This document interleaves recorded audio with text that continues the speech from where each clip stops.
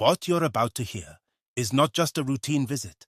It's a moment that is quietly reshaping how we think about justice, rehabilitation, and the future of African societies.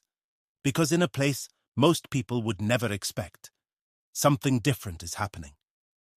In Burkina Faso, inside an agricultural penitentiary center known as Baporo, a new model is taking shape, and it's raising an important question. What if prison was not just about punishment, but about rebuilding lives? If Africa's story matters to you, take a second to like this video so more people can discover perspectives like this. Because today, we're not just looking at a visit, we're looking at a system that is being reimagined. The visit begins simply: a welcome, a greeting, a moment of connection between leadership and those on the ground.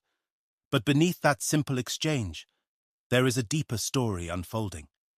The Baporo Agricultural Penitentiary Center is not new. It was created decades ago, back in the 1980s. Originally designed to house inmates assigned to agricultural labor, it was also meant to serve as a place of reintegration, a place where individuals could learn, work, and prepare for life beyond prison. At the time, it covered around 100 hectares and was built to accommodate about 80 inmates. But over the years, like many systems across the continent, it faced challenges. By 2023, the center had lost most of its usable land.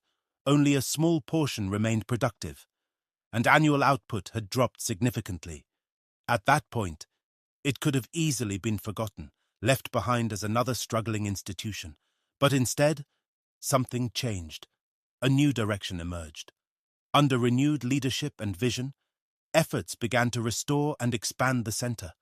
Land was reclaimed, infrastructure was improved, and most importantly, the purpose of the center was redefined. Today, what we are seeing is a transformation, from a declining facility to a growing hub of productivity. The numbers alone tell part of the story. From just over 20 hectares, the cultivated land is now expanding into the hundreds, with plans to reach close to 1,000 hectares in the coming years. Production has also increased significantly, from a few tons to hundreds of tons of agricultural output.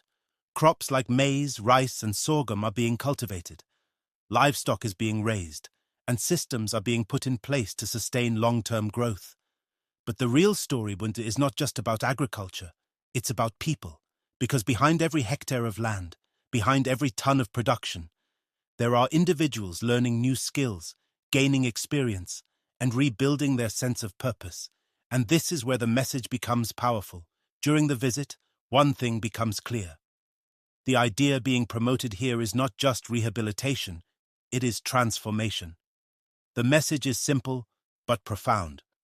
Prison is not the end of life. It is not the end of a person's story. Instead, it can be the beginning of something new.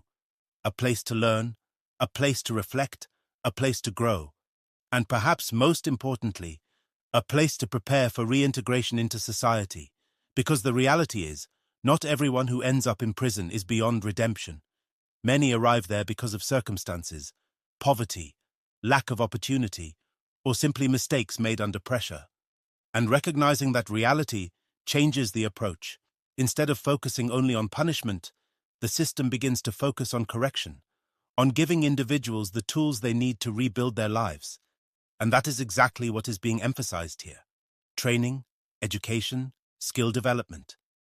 The idea that when individuals leave this environment, they should not return to society empty-handed. They should leave with knowledge, with experience, and with the ability to contribute. This is not just a social policy, it is a vision of a society that believes in second chances, a society that sees value even in those who have made mistakes, and a society that understands that real change comes from opportunity, not just restriction. And that vision extends even further, because what is happening here is not meant to remain isolated.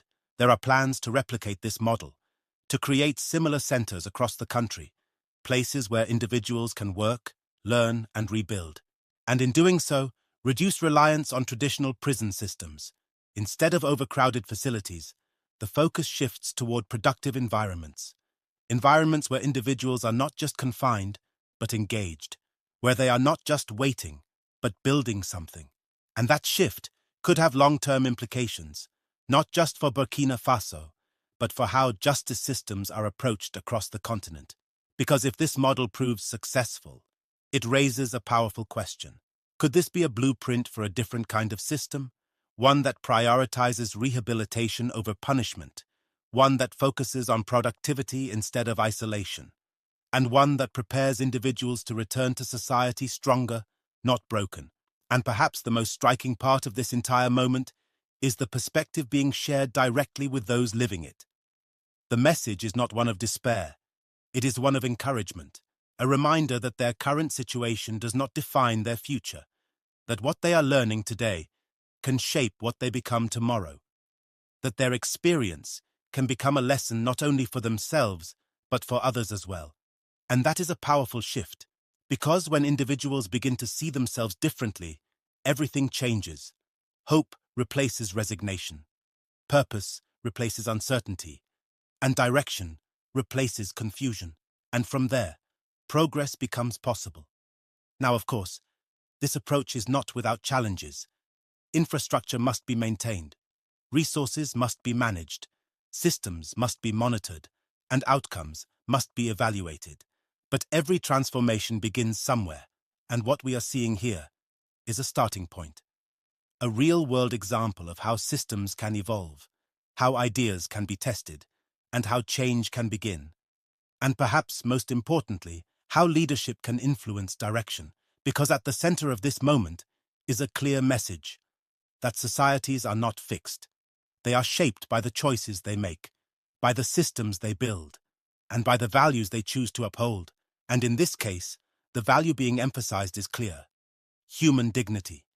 The belief that every individual, regardless of their situation, deserves a chance to rebuild, a chance to learn, and a chance to contribute. And that belief is what gives this story its weight, because it goes beyond policy, beyond infrastructure, beyond numbers. It speaks to identity, to values, and to the future. So when we look at what is happening here, we are not just seeing a visit. We are seeing a model in motion, a system being tested, and a vision being applied. And the question now becomes, what happens next? Will this model expand? Will it succeed? And could it influence how other countries approach similar challenges? Those answers will come with time. But what is clear is that something different is being attempted. And sometimes, that is where real change begins. If this made you see things differently, take a moment to like this video so more people can discover this perspective. Subscribe to Voice of Africa for more powerful, thought-provoking stories. And tell me in the comments, do you think systems like this could work across Africa? Or should prison remain focused only on punishment? Because understanding these ideas is how we begin to shape the future.